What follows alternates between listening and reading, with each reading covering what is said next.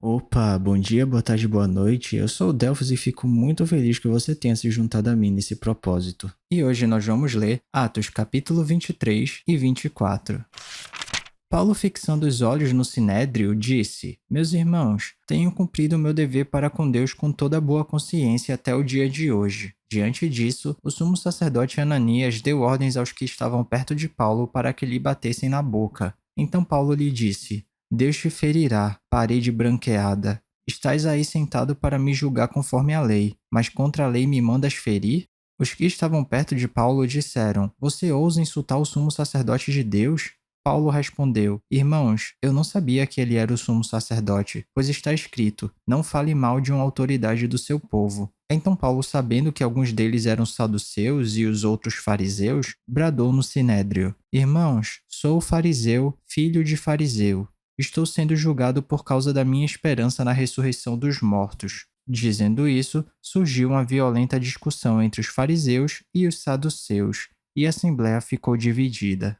Os saduceus dizem que não há ressurreição, nem anjos, nem espírito, mas os fariseus admitem todas essas coisas. Houve um grande alvoroço, e alguns dos mestres da lei, que eram fariseus, se levantaram e começaram a discutir intensamente, dizendo: Não encontramos nada de errado neste homem. Quem sabe se algum espírito ou anjo falou com ele? A discussão tornou-se tão violenta que o comandante teve medo que Paulo fosse despedaçado por eles. Então ordenou que as tropas descessem e o retirassem à força do meio deles, levando-o para a fortaleza. Na noite seguinte, o Senhor, pondo-se ao lado dele, disse: Coragem! Assim como você testemunhou a meu respeito em Jerusalém, deverá testemunhar também em Roma. A conspiração para matar Paulo.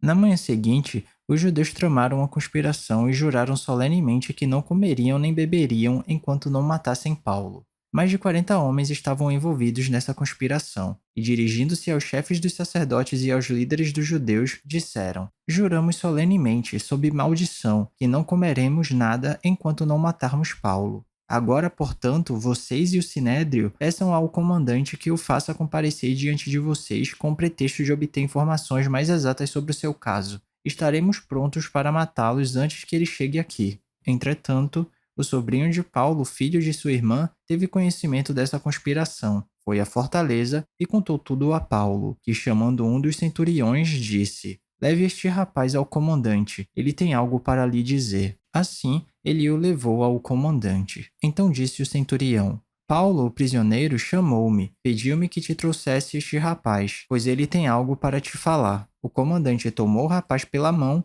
levou-o à parte e perguntou: O que você tem para me dizer? Ele respondeu: Os judeus planejaram pedir-te que apresentes Paulo ao sinédrio amanhã, sob pretexto de buscar informações mais exatas a respeito dele. Não te deixes convencer, pois mais de 40 deles estão preparando uma emboscada contra Paulo. Eles juraram solenemente não comer nem beber enquanto não o matarem. Estão preparados agora, esperando que prometas atender-lhes o pedido. O comandante despediu o rapaz e recomendou-lhe: Não diga a ninguém que você me contou isso. Paulo é transferido para Cesareia.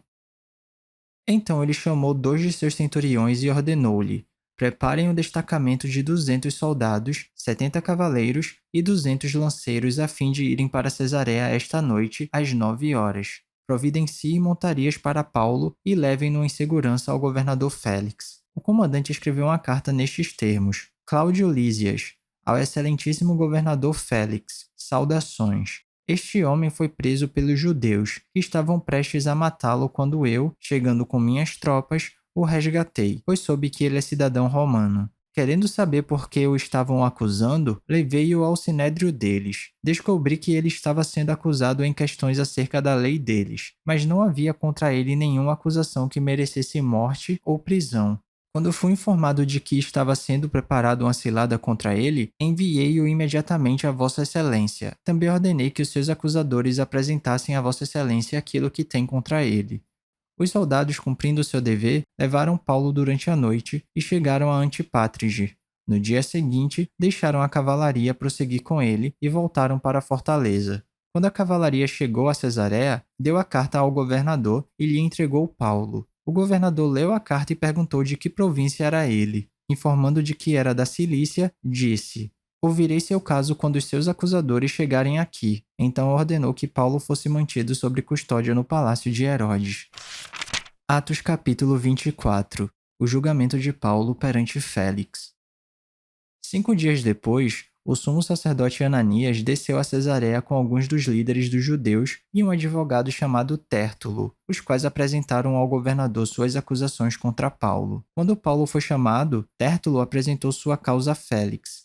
Temos desfrutado de um longo período de paz durante o teu governo, e o teu providente cuidado resultou em reformas nesta nação. Em tudo e em toda parte, excelentíssimo Félix, reconhecemos estes benefícios com profunda gratidão. Todavia, a fim de não tomar-te mais tempo, peço-te o favor de ouvir-nos apenas por um pouco. Verificamos que este homem é um perturbador, que promove tumultos entre os judeus pelo mundo todo. Ele é o principal cabeça da seita dos nazarenos, e tentou até mesmo profanar o templo. Então o prendemos e quisemos julgá-lo segundo a nossa lei. Mas o comandante Lísias interveio e com muita força o arrebatou de nossas mãos e ordenou que os seus acusadores se apresentassem. Se tu mesmo o interrogares, poderás verificar a verdade a respeito de todas estas acusações que estamos fazendo contra ele. Os judeus confirmaram a acusação, garantindo que as afirmações eram verdadeiras. Quando o governador lhe deu sinal para que falasse, Paulo declarou: sei que há muitos anos tens sido juiz nesta nação, por isso de bom grado faço minha defesa. Facilmente poderás verificar que há menos de 12 dias subi a Jerusalém para adorar a Deus.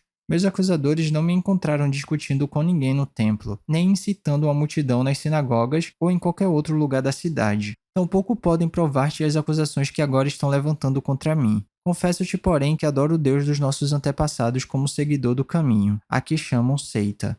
Creio em tudo o que concorda com a lei e no que está escrito nos profetas, e tenho em Deus a mesma esperança desses homens, de que haverá ressurreição tanto de justos como de injustos. Por isso, procuro sempre conservar a minha consciência limpa diante de Deus e dos homens. Depois de estar ausente por vários anos, vim a Jerusalém para trazer esmolas ao meu povo e apresentar ofertas. Enquanto fazia isso, já cerimonialmente puro, encontraram-me no templo, sem envolver-me em nenhum ajuntamento ou tumulto. Mas há alguns judeus da província da Ásia que deveriam estar aqui diante de ti e apresentar acusações, se é que tem algo contra mim. Ou os que aqui se acham deveriam declarar que crime encontraram em mim quando fui levado perante o sinédrio, a não ser que tenha sido este. Quando me apresentei a eles, bradei: por causa da ressurreição dos mortos, estou sendo julgado hoje diante de vocês. Então Félix, que tinha bom conhecimento do caminho, adiou a causa e disse: quando chegar o comandante Lísias, decidirei o caso de vocês. E ordenou ao centurião que mantivesse Paulo sob custódia, mas que lhe desse certa liberdade e permitisse que seus amigos o servissem. Vários dias depois, Félix veio com Drúzila, sua mulher, que era judia, mandou chamar Paulo e o ouviu falar sobre a fé em Cristo Jesus. Quando Paulo se pôs a discorrer acerca da justiça do domínio próprio e do juízo vindouro, Félix teve medo e disse: basta por enquanto, pode sair. Quando achar conveniente, mandarei chamá-lo de novo. Ao mesmo tempo, esperava que Paulo lhe oferecesse algum dinheiro, pelo que mandava buscá-lo frequentemente e conversava com ele. Passados 2 anos, Félix foi sucedido por Pórcio Festo. Todavia, porque desejava manter a simpatia dos judeus, Félix deixou Paulo na prisão. E é isso, chegamos ao final da nossa leitura. Eu espero que você tenha gostado. Se alguma coisa soar estranha ou diferente, eu te encorajo a dar uma pesquisada a respeito disso, porque apesar da Bíblia ser um livro muito atual, ela foi escrita numa época e numa cultura diferente da nossa. Então vale a pena dar uma pesquisada para entender melhor os contextos históricos e culturais. Ah, e esse vídeo aqui não é para substituir o devocional não, tá? É só um plus, é só um bônus, é só um incentivo. Continue tendo seu tempo especial com Deus e se alguma palavra tocar seu coração e se você quiser compartilhar comigo aqui nos comentários, fica à vontade que eu vou ficar muito feliz de ler. Não se esquece de ativar as notificações do canal para não perder nenhum vídeo e tamo junto. Cheirinho no coçarão, que Papai do Céu abençoe e até amanhã.